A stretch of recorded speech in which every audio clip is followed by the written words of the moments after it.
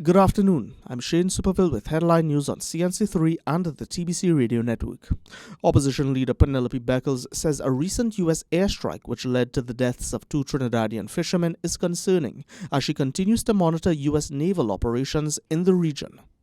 Speaking with CNC3 News at the Diwali Nagar last night, Beckles said the deaths of Chad Joseph and Richie Samaru were cause for concern as she reflected on earlier comments made by Prime Minister Kamla Persad-Bissessar, who endorsed a violent response to drug traffickers. My concern has always been what would happen to the fishermen of Trinidad and Tobago, knowing that we have a scenario where we heard the Prime Minister say very clearly to kill them violently. Beckles offered her condolences to the families of both men, but said in the absence of any evidence, it remains unclear whether they were actually involved in any trafficking activities. Local Government Minister Khadija Amin says the allocation to corporations is not political victimization, adding that if all the PNM corporations tally their allocations, it will surpass the total allocation to the UNC-led corporations.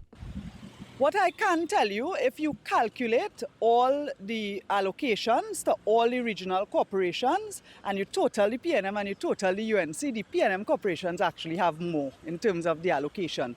There is an issue that has to be fixed with regards to the equitable funding for regional corporations, and we cannot fix it with the present status. The government failed to update the vesting orders. And in crime news, a 51-year-old grandmother and her 5 grandchildren escaped a firebombing at their Sangre Grande home early on Thursday morning.